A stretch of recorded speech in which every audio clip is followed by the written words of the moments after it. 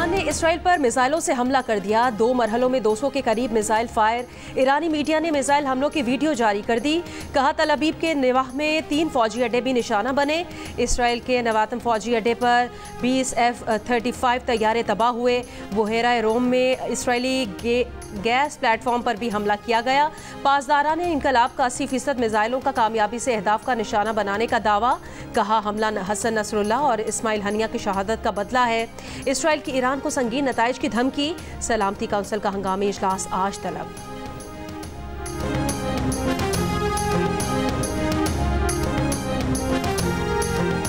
अमरीकी सदर जो बाइडन का कहना है कि ईरान का हमला बज़ाहिर नाकाम रहा है। ईरान को हमले के नताइज भुगतना होंगे। इसराइल को अमरीका की मुकम्मल सपोर्ट हासिल है। इसराइली वज़ीर आज़म नेतन्याहू ने कहा कि ईरान ने बड़ी गलती की है, ईरान को कीमत चुकाना होगी।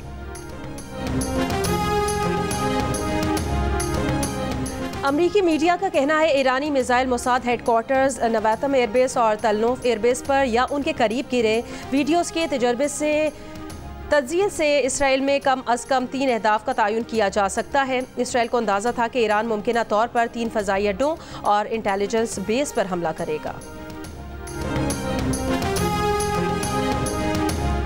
ईरान के सुप्रीम लीडर आयतुल्लाह खामनाई ने इसराइल को खबरदार किया है कि ईरान की जानिब से अगला हमला इससे कहीं ज्यादा तकलीफदेह साबित होगा। ईरानी सदर मसूद पेज़ेश्कियान ने इसराइल के खिलाफ मिसाइल हमले को फैसला कुन रद्द-ए-अमल करार दिया। कहा ईरानी हमला इसराइली जारहियत का रद्द-ए-अमल है।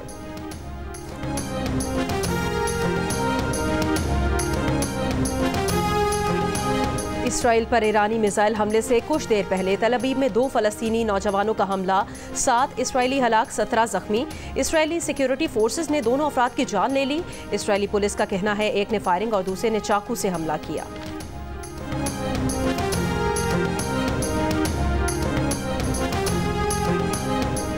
मंगल को लबनान पर इसराइली हमलों में 55 अफराद शहीद और 156 जख्मी हुए। लबनान की वजारत सेहत ने एदाद शुमार जारी कर दिए। इसराइली फौज का बैरूत के जुनूब मसाफाती इलाकों के रिहायशियों को इलाका खाली करने का अल्टीमेटम। इसराइल का हिजबुल्लाह के 700 अहदाफ को निशाना बनाने का भी दावा।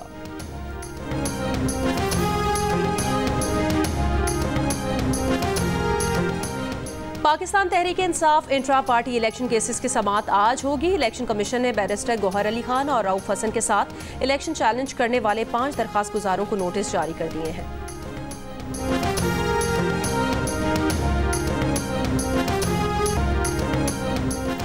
खित्ते में तनाज़ा बढ़ने के खदशे के पेश नज़र ईरान ने के दारुल हुकूमत तेहरान में पेट्रोल पंप्स पर रश लग गया। ईंधन भरने के लिए गाड़ियों की लंबी कतारें लग गईं।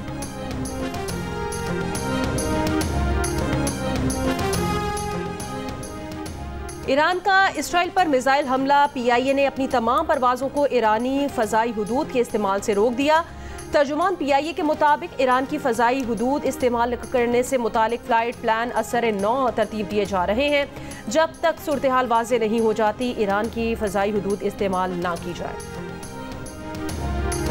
इसराइल पर ईरानी मिसाइल हमलों के बाद तेहरान में जश्न। हिजबुल्लाह के झंडे और हसन नसरुल्लाह की तस्वीर उठाए अवाम सड़कों पर निकल आए। मिठाई की तकसीम, एक दूसरे को मुबारकबाद दी। लबनान में भी जश्न, बैरूत में आतिशबाजी, गजा में भी जश्न मनाया गया।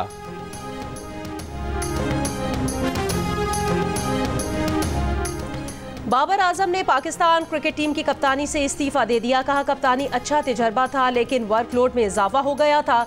अपनी वज़ीर आज़म शहबाज शरीफ ने कहा है कि पाकिस्तान के दिवालिया होने की ख्वाहिश करने वालों का मंसूबा नाकाम हो गया।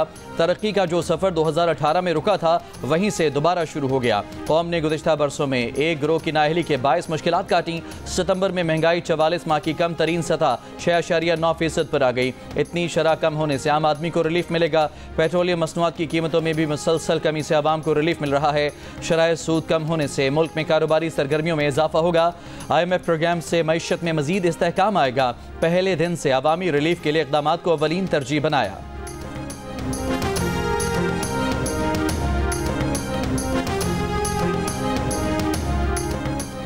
सितंबर में महंगाई की शरह 6.9% हो गई। इदारा शुमारियात के मुताबिक गुज़श्ता साल सितंबर में महंगाई की शरह 31.44% थी। महंगाई की शरह 6.9% की सतह पर जनवरी 2021 के बाद पहली बार आई है। तज्जियाकारों का कहना है अगली मॉनेटरी पॉलिसी में शरह सूद मजीद कम होने का इम्कान है। Pakistan Tehreek Insaf intra party election case की समाअत आज होगी। इलेक्शन कमीशन ने बैरिस्टर गौहर और रऊफ हसन के साथ इलेक्शन चैलेंज करने वाले 5 दरख्वास्त गुजारों को नोटिस जारी कर दिए। गुज़िश्ता समाअत पर मेंबर ने कहा था कि कमीशन को इख्तियार नहीं कि 5 साल बाद सर्टिफिकेट मंजूर करें। गुज़िश्ता समाअत पर बैरिस्टर गौहर ने मजीद 10 रोज़ की मोहलत मांगी थी।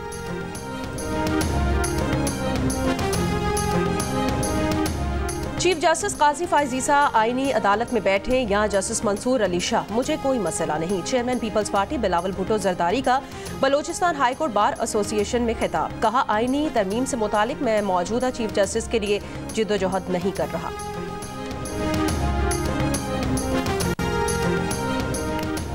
तहरीक इंसाफ और जमात इस्लामी की क़यादत की मुलाकात। अमीर जमात इस्लामी हाफिज़ नईमुर रहमान ने कहा कि PTI 7 अक्टूबर के लिए हमारे साथ निकलेगी। मुख्तलिफ शहरों में अपना एहतजाज रिकॉर्ड कराएंगे।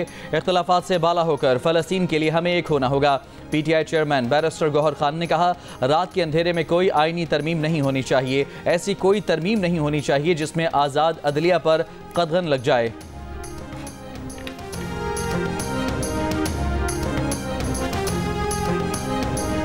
हुकूमत पंजाब ने जिला फैसलाबाद, बहावलपुर, टोबा टेक सिंह, मियांवाली, चिन्योट और झंग में दफ़ा 144 नाफिज कर दी। इन अजला में हर किस्म के सियासी इज्तिमा, धरनों, जलसों, मुजाहरों समेत एहतजाजी सरगर्मियों पर पाबंदी आयद होगी। मियांवाली में रेंजर्स की 2 कंपनीज भी तैनात। मुख्तलिफ शहरों में कंटेनर्स भी खड़े कर दिए गए। बहावलपुर में दफ़ा 144 की खिलाफ वर्जी पर PTI के 100 से ज़ायद कारकुनान पर मुकदमा दर्ज, 5 कारकुन गिरफ्तार। तहरीक इंसाफ ने आज एहतजाज का ऐलान किया है।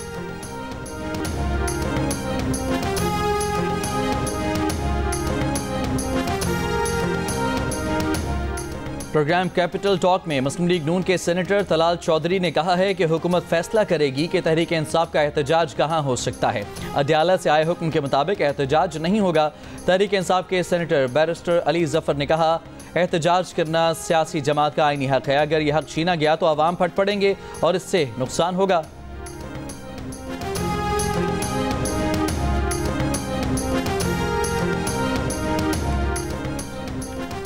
बानी PTI एहतजाज करवा कर अपने लिए रिलीफ लेना चाहते हैं। पीपल्स पार्टी के सीनियर रहनुमा मंजूर वसान कहते हैं, रिलीफ देने वाले भी बड़े पक्के हैं, वो प्रेशर में नहीं आएंगे। महसूस हो रहा है बानी PTI मजीद कुछ अरसा जेल में रहेंगे।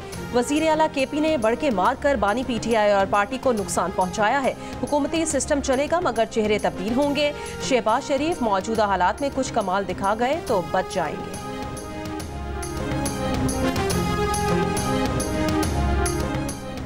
सियालकोट में गाड़ी पर फायरिंग के वाक़े में 6 अफराद जाँ बहक, 1 जख्मी। पुलिस का कहना है कि दोनों ग्रुपों में ज़मीन के तनाज़े पर दुश्मनी है। मुल्ज़िमान की गिरफ्तारी के लिए छापे मारे जा रहे हैं। कराची ईस्ट और सुजावल से पोलियो के 2 नए केसेस की तस्दीक। रवां साल अब तक पाकिस्तान में पोलियो केसेस की तादाद 26 हो गई।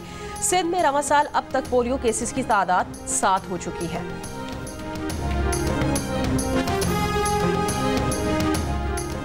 कराची में बुखार की मुख्तलिफ अक़साम तेज़ी से फैलने लगी। सरकारी अस्पतालों में रोज़ाना 250 से ज़ायद केसेस रिपोर्ट हो रहे हैं। इनमें मलेरिया, डेंगू और चिकनगुनिया की अलामात रिपोर्ट हो रही हैं।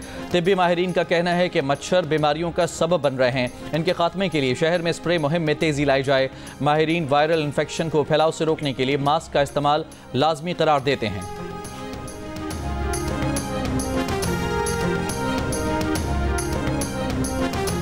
पेशावर में BRT ने एक्सप्रेस रूट्स के किरायों में इजाफा कर दिया। एक्सप्रेस सर्विस का किराया अब 55 रुपये मुकर्रर कर दिया गया है।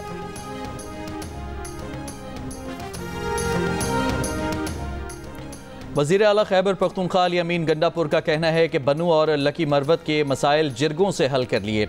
बनू अमन कमेटी के 16 निकात में से 15 पर अमल दरामद हो चुका। इंतजामिया, पुलिस और मकामी अमायदीन की कोशिशों से कुरम में भी सीज़ फायर हो गया है, ताहम वहाँ से भारी हथियार और मोर्चे हटाने हैं।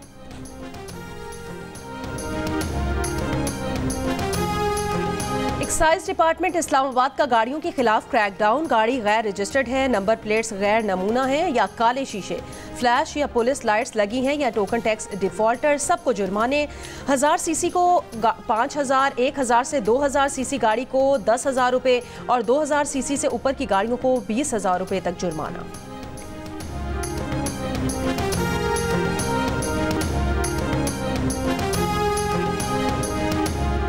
स्पीकर कौमी असम्बली अयाज सादिक से मुमताज़ स्कॉलर डॉक्टर जाकिर नाइक की मुलाकात।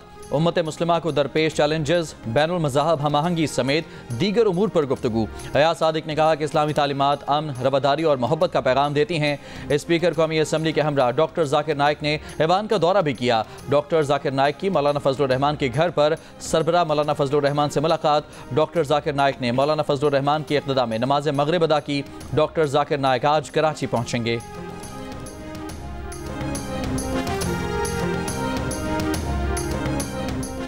स्टैंडर्ड्स एंड पुअर्स ने इसराइल की तवील मुद्दती क्रेडिट रेटिंग कम कर दी। इसराइल की रेटिंग A+ से A कर दी गई। GDP 0 रहने का इम्कान। ईरान ने इसराइल पर हमले में मुमकिना तौर पर शहाब 3 मिसाइल इस्तेमाल किए। सोशल मीडिया वीडियोस का जायजा लेने के बाद माहिरीन का कहना है कि बहुत कम इम्कान है कि हमले में फतह हाइपरसोनिक मिसाइल इस्तेमाल किया गया हो। फतह मिसाइल ईरान का नया बैलिस्टिक मिसाइल है। फतह को इस्तेमाल किया गया तो इसराइल को इसकी सलाहियत का पता चल सकता है। यह भी इम्कान है कि फतह मिसाइल इस्तेमाल किया गया हो मगर वो नाकाम रहा हो।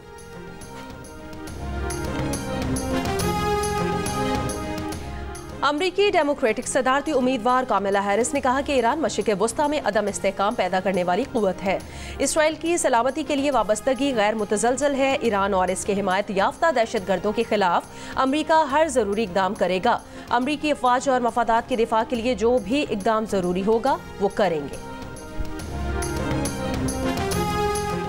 खलीज ताउन कौंसिल का गैर मामूली इजलास आज दोहा में तलब। इजलास में खित्ते की मौजूदा सूरत हाल पर गौर किया जाएगा। GCC के वज़राए ख़ारजा इजलास में शिरकत करेंगे।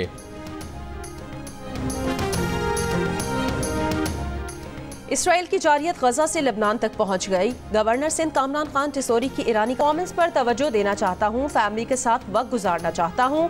अब तक जो हासिल किया उस पर फख्र महसूस करता हूं। बतौर खिलाड़ी अपनी जिम्मेदारी पूरी करने के लिए तैयार हूं। बाबर आजम की क़यादत में पाकिस्तान ने 43 वनडे खेले, 26 में जीत, 15 में शिकस्त हुई। बाबर की क़यादत में पाकिस्तान ने 85 T20 इंटरनेशनल मैचेस में 48 जीते और 29 में हार हुई। Wicket keeper batter Mohammad Rizwan white ball की कप्तानी के लिए मजबूत तरीन उम्मीदवार। ज़राए के मुताबिक टीम सिलेक्शन के लिए मोहम्मद रिजवान से मुशावरत करने का भी कह दिया गया। कौमी टीम के white ball coach Gary Kirsten one day में बाबर आजम को कप्तान देखना चाहते थे। ज़राए का कहना है कि बाबर आजम खिलाड़ियों से दूरी और बेकदरी की वजह से कप्तानी बरकरार नहीं रखना चाहते थे।